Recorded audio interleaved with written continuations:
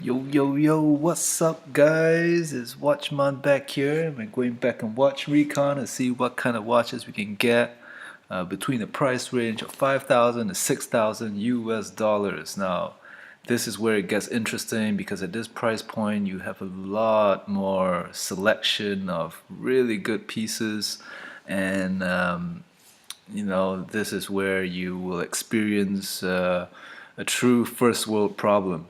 Okay, so let's start, right? Watch Recon. Okay, right off the bat, what do we have? Lots of Panerai, no. Grand Seikos, no. Speedmaster CK2998, no. Too expensive, just get the regular Speedmaster. But I guess that's why they are listed, right? People are trying to sell them and get rid of them, right? You can get a mid-sized Datejust. No, way too expensive. A Datejust 2. They were pretty expensive when they came out, but I think they just, the watches were just a little too big. Now they've come back down to like 36 mil, 40 mil. I think people are finding them a little bit too big, especially the Datejust 2 and the Day-Date 2, right? So I'm gonna say no to the Datejust 2. Just get a regular Datejust, and no to the Panerai. Jaeger LeCoultre Grand Ultra Thin. I would actually say no. I think it's just a little too big for a time-only dress watch. It looks a bit like a dinner plate, right? Grand Ultra Thin. Unfortunately, this watch got caught up in the oversized watch craze from 2, 3 years ago. So I think it's kind of gone out of style a little bit. The Omega Railmaster, I like it. I like it. I just don't like the price. Rolex Explorer 214270, I say yes. If you're a fan of the Rolex Explorer, you want a simple time-only watch, I definitely go for the Explorer over the Railmaster any day. And look, they are the same price. Okay, here you go, guys. Right, the Reverso 1931 Tribute. Yes, definitely a yes, yes, yes. That's a pretty good price for this Reverso Tribute, right? Just a classic watch, manual wine black dial dress watch. I think this is the best watch so far on the first page. IWC Engineer, no, where you can get it, you can get a better deal than that. The Portuguese, if you really like the blue dial, sure, go for it. I think it's still a little bit expensive. The Submariner 14060, definitely yes, right? These are still undervalued in my opinion, right? If you want a, classic, true to form Submariner, but you don't want to pay the vintage price, and you want the modern functionalities and modern durability, then a Rolex 14060 is the watch for you. Right? I have one myself, love it to bits. A true minimalist watch, really thin, just very understated, very versatile. Right? No date sub. Uh, Datejust. That's a little too expensive. I gotta say no. A vintage Tudor Submariner. I will say that's, if you're into it, yes, but I'm not. So I'm rather impartial. But I understand if someone would pick this up. It's a true icon. The Rolex Air King, and I will say yes. This is a really funky watch. Really colorful, busy dial. It's an acquired taste, but yes, I'm gonna say yes. The Rolex Air King, beautiful. Bulgari 18 karat chronograph. Oh, I'm gonna have to say no, guys. Nope. Omega Racing Coaxial, no. I mean, doesn't really have much history. Coaxial movements, a little harder to service. Explorer 2 16750. I think it should be 16570. And this is the which Explorer 2 is this? Oh, this is a new one. I would say yes. Well, actually, I'll say no. I go for the 40 mil Explorer 2. Oh, I think that's what it is. Sorry.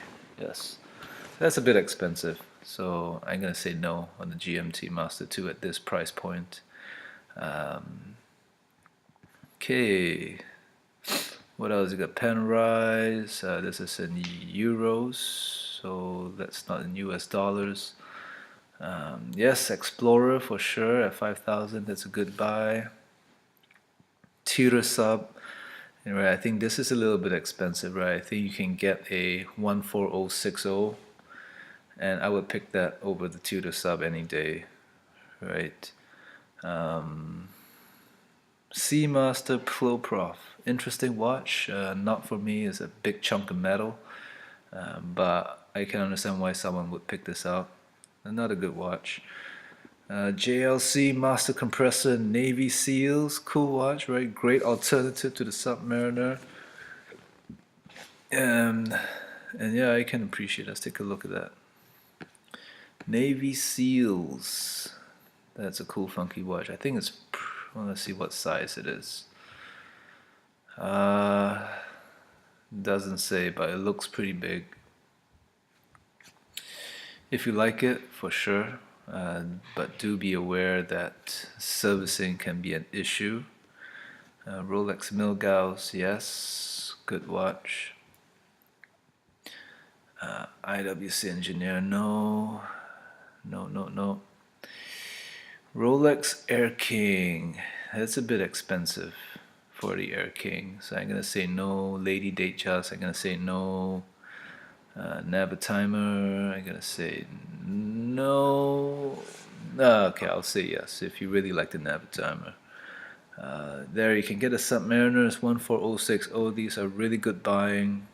Alright, this guy is selling for 5,300. I think this is a really good deal. It's probably watch only, but you know, it's an honest piece, honest, respectable piece, timeless, extremely versatile, great for all occasions. It's a beautiful watch, right? Really, really beautiful watch. I own one myself, and I really love it. Speedmaster Moonwatch Coaxial, nope. Stay away from the Seikos. The Milgauss GV, that's a cool watch. These have not really gone up in value, the Milgauss, and I don't think they will continue to go up because I still see them at the Rolex dealership, and that's usually not a good sign. So yeah, I mean, would I buy the Rolex? Yeah, the Milgauss GV at this price, it's good. When it first came out, it was at around 7,000. And now it's kind of dropped to 5,500 over here, which is a fair price point. However, I think I would much rather have a Submariner. Now, if it's your first Rolex, right? If you're looking for your first Rolex and you got about you're able to spend 5 to 6,000. Now you got choices, right? You can pick a Submariner, you can pick an Explorer 2, you can have an Explorer, you can have a Milgauss. And the one I would honestly pick would probably be the No Date Sub as the first Rolex, right? I think that's just an amazing piece, and the only other one that can rival that watch at that price point would probably be the Explorer 2 or the Explorer, right? So there are your choices, right? Submariner, Rolex Explorer 2, Milgauss. So now you're in Rolex territory, right? And that's why I never really paid much attention to Panerai, because Panerai tends to be at a Rolex price point, and I don't know, it just never really called out to me. Look, you can have Vacheron Constantin Overseas first generation 42042. I actually own this piece. I owned this piece before, and to be honest, I did not quite enjoy it. The bracelet is solid, right? Really great bracelet. Love the bracelet, but The crown just felt a little flimsy when you popped it out to adjust the date. It just felt a little bit cheap, and it just didn't have that confidence that a Rolex has. You know, that while you were setting the time, the crown would kind of wobble a little bit. It just didn't have the same sturdiness, right? You had to be a little bit delicate with it. Eventually, I sold it at a loss, and well, I didn't sell it actually. I traded it, and yeah, I traded it for the chronograph model actually. So, which I very much prefer. I felt that this watch was was just not proportionate. The dial face was just too small for the bracelet. It would have been perfect at a 39 if they increase it by about 2 or 3 millimeters. Anyway, uh, look, you can get a Submariner date. That's also a great watch. You can get a Reverso Squadra. Yes, good watch too. Right, Air King, Glasuta Original. I'd actually stay away from that. Right, Aquatimer Chronograph. No, I stay away from that too. Cartier Santos Chrono two-tone. Nope, definitely not. Explorer 2, no, not at this price point. You can get them for, in the 4,000s, right? So I'm going to say no to the Explorer 2. Datejust, no. IWC Portuguese, maybe. Hoya Silverstone, not for me. I don't know. Unless you really like vintage Hoyas and you got a vintage Hoya collection. For me, I would stay away from this. What's this? IWC Pilot, Antoine de Saint-Exupéry. Not really, no. Rolex Cellini, definitely not. Rolex Sea Dweller. This is probably a fake ad for sure, because these would be definitely in the 6,000 mark. Oh, did it actually sell? Huh. Well, if you could get it for this price, I would definitely say yes. But I don't know. I think it's a little sketchy, guys. 5,200 sounds a little too good to be true. This one's another listing that's too good to be too good to be true. 5512 at $5,000. That's really cheap. It's definitely a fake ad. So be careful over there, right? You gotta know your prices. Speedmaster Coaxial, nope. Zenith, no. Tudor sub Snowflake, no. Get the Rolex sub. The Air King, yes, if you really like it. It's still really new. I believe the Air King will soften up in price. It probably will go down to the level of the Milgauss because they're essentially the same watch, just a different dial. And I wouldn't pay a premium for the Air King when when the Milgauss is about $600 less. If you really like the Air King, hold off on it. Wait for a few months or maybe a year or so. At this point in time, I would pick the Milgauss over the Air King because I don't think the Milgauss will bottom out anymore, especially when Rolex has discontinued this particular model. So I'd say this is a pretty safe investment. Okay, what else is there? Breguet Type 20, yes, although this would be on the higher end of what I would pay. It's pretty expensive. I think you can get this for under 5. Explorer is a bit expensive too at this price point. GMT Master 2, Rolex, this is steel and gold. There's a two-tone Jubilee bracelet. Not sure if this is for real, but yeah, I would tend to stay away from VRM. Maybe that if it's a real ad, yeah, that's a good price, but I would be a little bit wary. 5,000 odds for Explorer 2 is a bit expensive, right? So I would say no. So I guess at this price point, between 5 and 6,000, the best watch to get is the Rolex Submariner.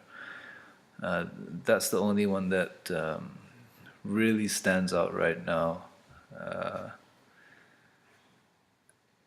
And none of the Rolex Submariner or the JLC Reverso Tribute to 1931, right? Those two are the ones to get at this price point, right? The other watches I mentioned could be had at better prices. Maybe this JLC Memovox if you're really into the Memovox. But even that, you could get a vintage one for half the price of this. So in my opinion, at this price point, it really has to be the Rolex Submariner or the Reverso Tribute. There, so you can get the 14060, and wow, you can even get a Sea Dweller A series.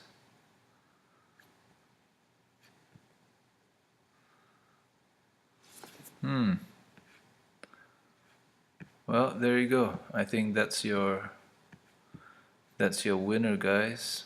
A Sea Dweller for 5,700 US dollars.